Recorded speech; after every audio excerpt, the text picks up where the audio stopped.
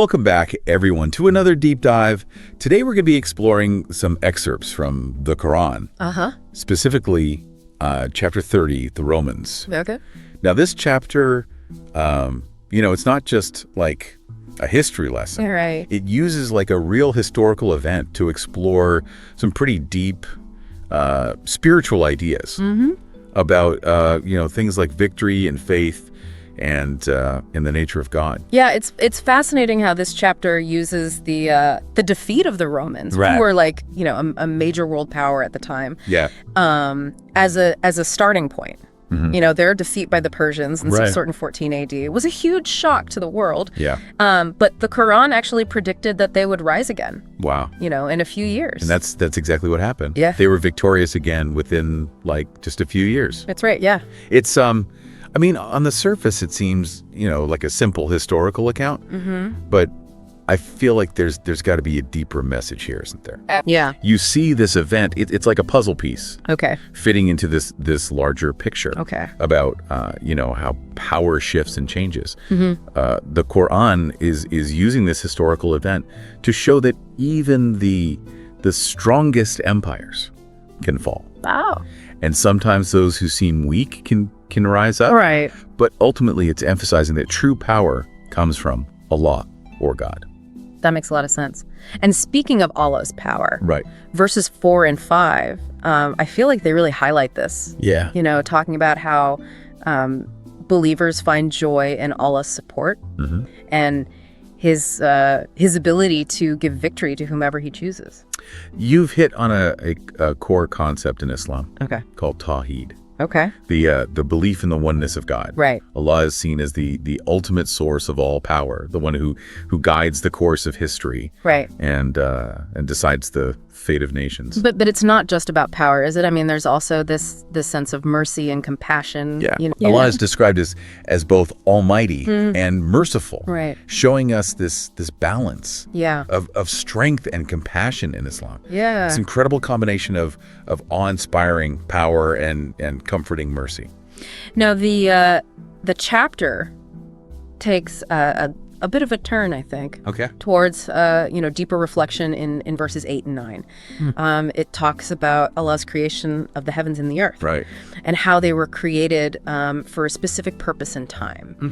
Then it asks us to think about past civilizations, Right. ones that were like once powerful but eventually faded away. What do you think the Quran's trying to tell us here? Well, it's a reminder that worldly power doesn't last forever. Right. Those who reject God's message and focus only on material things, will eventually face consequences. Right. The Quran's prompting us to consider what's truly important in life and acknowledge that this life is temporary. Yeah, it really makes you think about your own priorities. Absolutely. Now, verses 12 through 16 describe the day of judgment Okay. with some very powerful imagery. Right. It's a pretty intense wake-up call. Well, the Day of Judgment is a core belief in Islam. It's the day when everyone is held accountable for their actions. Right. The Quran, doesn't shy away from describing the despair of those who led a sinful life. Right. And the joy of those who believed and did good deeds. This vivid contrast is meant to make us reflect on the choices we make every day. Yeah, those verses definitely paint a powerful picture. But then the chapter shifts to something a little lighter. Okay. Talking about the signs of God, or ayat in Arabic, verses 19 through 23. Well, so many examples: the cycle of life and death, the variety of languages and colors, Right. the love between couples, Yeah. the food we eat. Yeah. It's like God is leaving little clues about his presence everywhere. That's a beautiful way to put it. Yeah. These ayat are all around us, pointing to God's existence, wisdom, and mercy. They're meant to fill us with a sense of wonder and gratitude. Yeah. The Quran is encouraging us to see the divine in the everyday, to find evidence of the Creator in all of creation. I love that idea, opening our eyes to those little miracles all around us. Absolutely. Now, this next part really caught my attention. Okay. Verses 30 and 31 describe monotheism. Yeah. The belief in one God as something that's like a natural instinct for humans. It's like we're born with a built-in sense of faith. Well, this concept is called fitra in Islam. Okay. It's the idea that we have an innate inclination towards belief in God. It suggests that deep down we all have this longing for something bigger than ourselves. Right. A recognition of a higher power. Have you ever felt that pull towards something greater? Yeah. That could be your fitra at work. Wow. The Quran emphasizes nurturing this natural inclination. Okay. And embracing true religion, which in this context refers to Islam. That's such a fascinating idea. Yeah. If we're all born with this like spiritual compass, Right. then why do some people stray from that path? Well, verse 41 talks about the corruption that has appeared on land and sea because of, human actions. Okay. This can be seen as, environmental destruction, Right. social injustice, Yeah. or any, harm we inflict on the world. Yeah. The Quran is suggesting that these problems happen when we turn away from God's guidance, Right. and put our own selfish desires above our responsibility to creation. It's like a warning sign, reminding us that our choices have consequences, not just for ourselves, but for the entire world. But it's not all like doom and gloom, is it? Absolutely not. Yeah. There's always hope. Right. The Quran makes it clear that these consequences are meant to be a wake-up call, Okay. prompting people to reflect Yep. and turn back to God. It's never too late to change course and make things right. I find that message of redemption so reassuring. It's like a reminder that even when we, mess up, we can always find our way back to the right path. Speaking of hope, the chapter ends on a really powerful note with verse 60. So be patient, the promise of Allah is true. Yeah. It's like a final pep talk, urging us to keep our faith strong, Yeah. especially, when doubts start to creep in. Exactly. And it highlights the importance of trusting in God's plan, even when, we don't understand it fully. The chapter encourages us to hold firm to our beliefs. Right. And not be swayed by those who lack faith. Wow, we've already uncovered so much in just this first part of chapter 30. It's amazing how it weaves together historical events, Right. spiritual reflections, even social commentary. It Yeah. feels like it's offering guidance for how to, live a meaningful life, one that honors God and recognizes our responsibilities to each other and the planet. You've summed it up beautifully. Chapter 30 of the Quran is an invitation to become more aware, to reflect more deeply, and to take action in the world.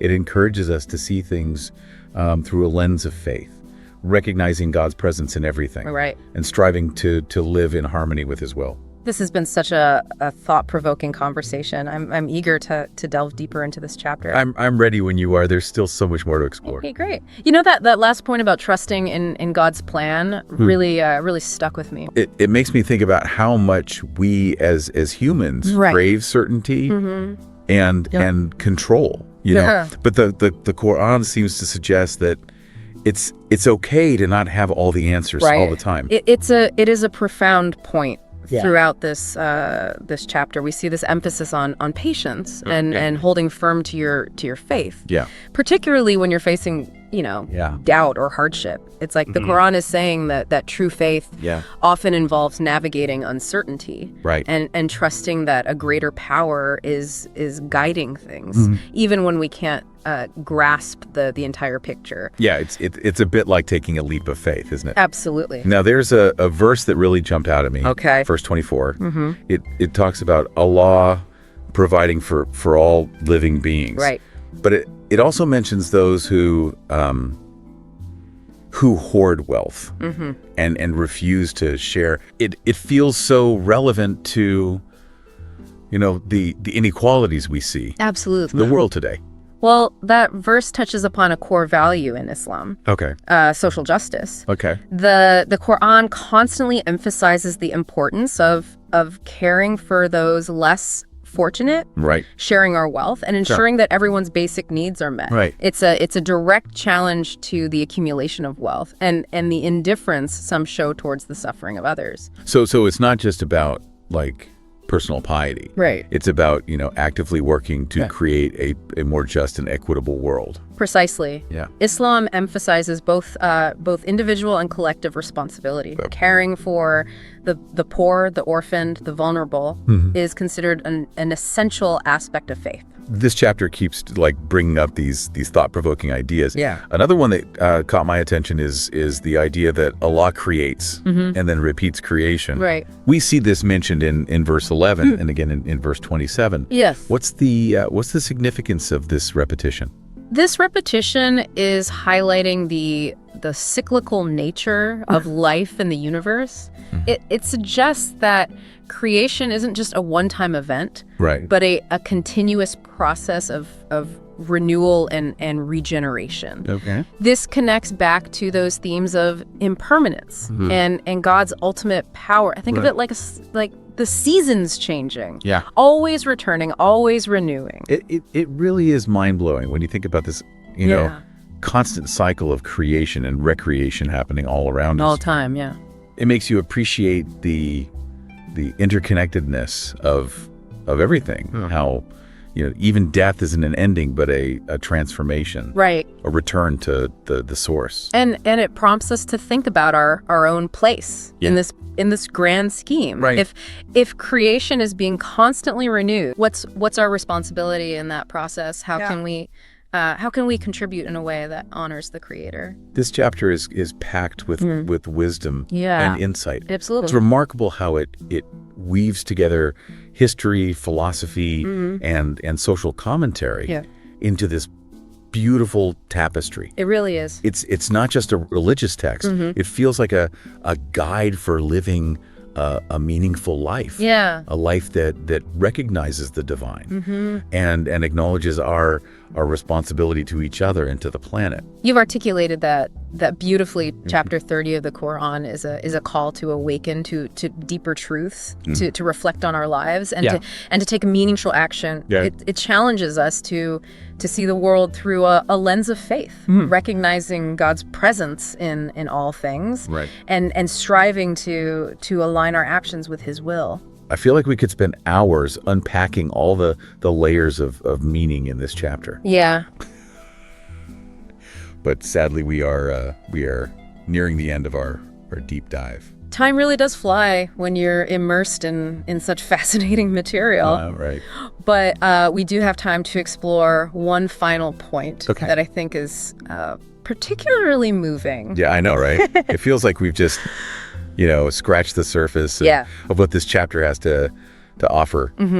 What's that last point you wanted to share? Well, chapter 30 uses this striking image of wind stirring up clouds, scattering raindrops, and bringing life back to, dry, parched land. It's a powerful metaphor for the transformative power of Allah's mercy. That imagery is so vivid and hopeful.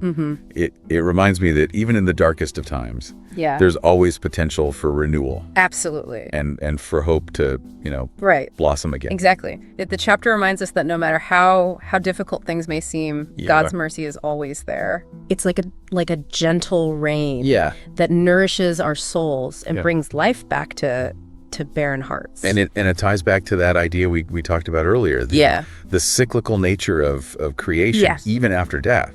There's the promise of resurrection. A new beginning. A new beginning. It's a message of hope and resilience that I find incredibly comforting. It is. The chapter invites us to trust in the process, to surrender to a divine plan. Even when we don't fully grasp it. It's a reminder that true strength comes not from our ability to control everything, but from our willingness to let go and embrace the unknown. So ultimately, are we supposed to approach life with a sense of wonder Absolutely. and curiosity and humility, knowing that we are part of something much, much grander than ourselves. Precisely. Chapter 30 of the Quran is a testament to the enduring power of faith, the interconnectedness of all things, and the limitless nature of God's mercy. Right. It's a message that speaks to something deep within us, regardless of our background or beliefs. I feel so inspired after this deep dive into chapter 30. Yeah. It's definitely given me a lot to think about. That's the beauty of engaging with these kinds of texts. They spark curiosity and open up new avenues for reflection and understanding. Well said. And to all our listeners out there, thank you for joining us on this incredible journey through the Quran. We hope you've gained some valuable insights and maybe even a renewed sense of wonder about the world around you. Keep exploring, keep asking questions, and keep those conversations going. And before we sign off, here's one last thought to ponder. Okay. If the Quran speaks of a natural instinct towards belief in one God,